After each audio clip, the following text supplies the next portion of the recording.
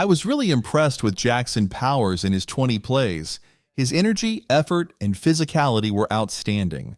He was so intense on the field that the referees actually had to warn me about how aggressive he was playing. And honestly, that's exactly what we want. Can you imagine? Jackson Powers Johnson was so physical that NFL referees had to tell Antonio Pierce to get him to tone it down a bit. That's crazy, especially considering this guy is just 21 years old and a rookie offensive lineman in his very first NFL game. It's rare to see a rookie come in and dominate with that kind of physicality, where he's literally tossing people around like it's nothing. But if you've been following my content, you already knew this, right? We've talked about Jackson Powers Johnson for a while now, since before the Raiders even brought him in. I've been a huge fan of his. He was my #1 offensive lineman in the draft, and now we're seeing why. His energy, his mindset, and the way he plays with that physicality make him stand out. He's already making a difference for the Raiders. It's one thing to throw a few players around, but it's a whole other thing to actually find success while doing it. The Raiders' run game, for the first time in a while, looked solid. Alexander Mattison had 5 carries for 60 yards, averaging 12 yards per attempt. Brock Bowers had an end-around. Tyreek Mallister and Trey Tucker had end-arounds too, and they were crucial in the Raiders' success. Even Zamir White, who had 17 carries, managed about 3 yards per carry. Sure, the average isn't great, but 10 of those 17 runs were 4, 5, or 6-yard gains. So even Zamir White was effective, and overall, the Raiders were having success running the football. We've been talking for weeks about how Jackson Powers Johnson needs to be on the field and how Cody Whitehair should come off. Finally, the Raiders made the move, and it worked. So it's no surprise to me that the Raiders' run game is starting to click. Looking ahead, the Raiders will need to ensure their offensive line is in top shape, especially when facing the Denver Broncos. They made adjustments against the Cleveland Browns, and for the most part, it worked. There was a bit of concern when Dylan Parham got hurt, with rumors of a possible Achilles injury, but he was walking on the sideline, which is a good sign. It could be an ankle injury, but we'll have to wait and see. When Parham left the field, Cody Whitehair came in at left guard, and Powers Johnson shifted to right guard. At that point, the run game did slow down a bit, so it'll be interesting to see what happens next week. Antonio Pierce had some interesting thoughts about the run game as well. For the first time, especially between the tackles, the Raiders were grinding out yards. He said there's a lot of pride in that group, and even though the season didn't start the way they wanted, they kept working at it. Early in the game, there were 1- and 2-yard runs, but then they started breaking off 24, 17, 18, 12, and 10-yard gains. That kind of explosive running hadn't happened yet this season. Pierce praised the offensive line and the running backs, especially Zamir White and Alexander Mattison, for their physical play as the game went on. Overall, the offensive line had a great day, and the run game was solid. But there's another unit that played even better and completely changed the game: the Raiders' defensive line. Now, not many people are going to talk about this, but the Raiders' D-line, especially Adam Butler, was a game changer. With the Raiders' success in the run game, that's going to be the main focus for a lot of people, but let's not forget about the defense, especially the defensive line. After the Browns' first 2 drives, the Raiders' defense completely took over. For the rest of the game, Cleveland's offense couldn't get anything going, and a big reason for that was the Raiders' defensive line. The Raiders' D-line was relentless, racking up 11 quarterback hits.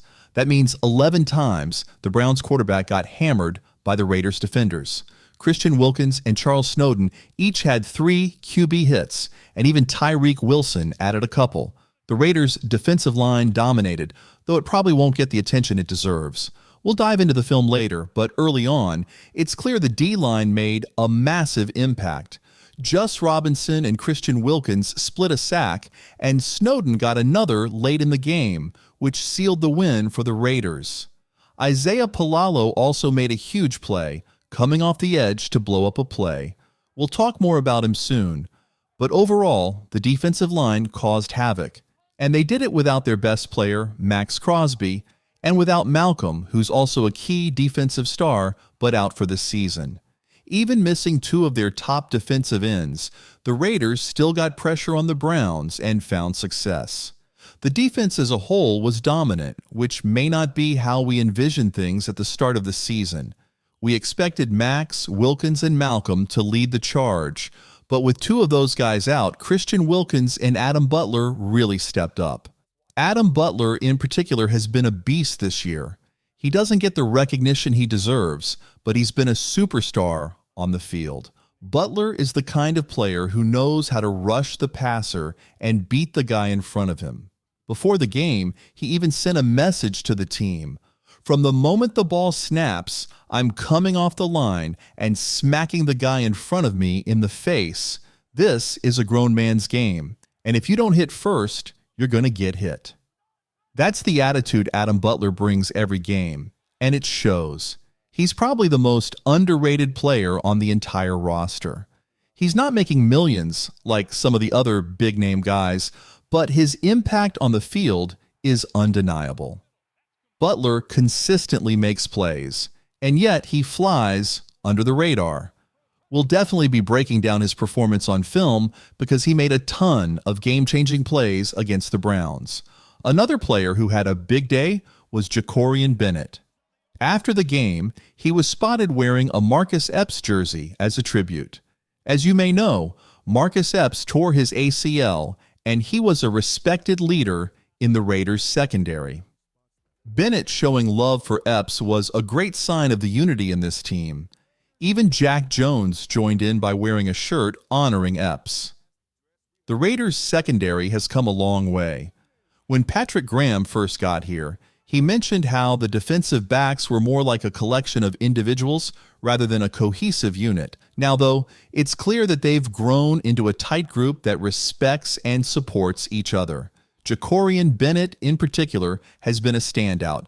He's made big plays for the Raiders all season, and his impact can't be overstated. Jacorian Bennett has been making plays all season, breaking up passes and sticking tight to receivers. I remember during training camp, a source told me that Bennett might just become the Raiders' best cornerback. At the time, it seemed bold, but now it's starting to look like a real possibility. Some even believe Bennett could be a top 15 cornerback right now. Shout out to Tristan for that take, and honestly, I don't disagree. Bennett has been nothing short of outstanding for the Raiders. While Nate Hobbs might be a better all-around defensive back, Bennett, as a boundary corner, has been shutting things down. That's a huge reason why quarterbacks have struggled against the Raiders this season.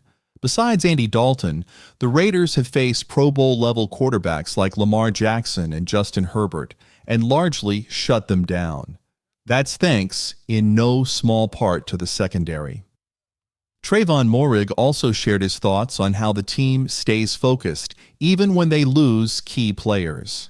Here's what he had to say after the game. "Congrats on the win, Trayvon. Your interception set up DJ Turner's game-winning touchdown. How did you keep your eyes on the ball like that?" Trayvon replied, "Just reading my keys, really. Got into the middle of the field, read the quarterback, and when there are tips and overthrows, we have to get those. That's what happened." The interviewer continued, "You guys were missing some big names, like Devontae Adams on offense and Max Crosby on defense. What kind of identity did the team show today without those guys?" "Next man up. Simple as that," Trayvon responded. "We have guys ready to step up, no matter if they're second string or third. They're prepared, and today we showed that." When asked about how they handled Deshaun Watson late in the game, Trayvon said, "It's all about trusting our process, trusting our coaches, and playing full throttle." This next man up mentality was key for the Raiders, and Isaiah Pola-Mao was a perfect example of that. Just like Bennett, Pola-Mao stepped in and made some huge plays when the team needed him most. Pola-Mao came in as an undrafted free agent, UDFA, learned the system, developed under Patrick Graham, and waited for his moment. When Marcus Epps went down, Polamalu was ready. He had a sack, broke up passes, and played excellent coverage. Polamalu was all over the field, making it tough for the Browns to find any open receivers. After the game, Antonio Pierce had high praise for Polamalu and Bennett, recognizing their impact. Pierce said, "Isaiah has played about 250 snaps over the past 3 years, mainly on special teams. We were just waiting for the right moment to get him on defense. And with Epps going down, he stepped up. He was focused all week, spent more time in the classroom, and worked with Gerald Alexander to prepare. His performance on the field showed that. And Jacorian Bennett has just been Mr. Consistent. He's been improving every week.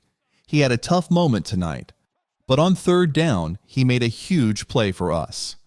Antonio Pierce nailed it. Polamalu has been developing well, and now he's proving himself. The Raiders, currently 2-2, are far from a finished product, but the foundation is there. Sometimes it's all about stacking up wins early, building confidence, and getting better week by week. Who knows?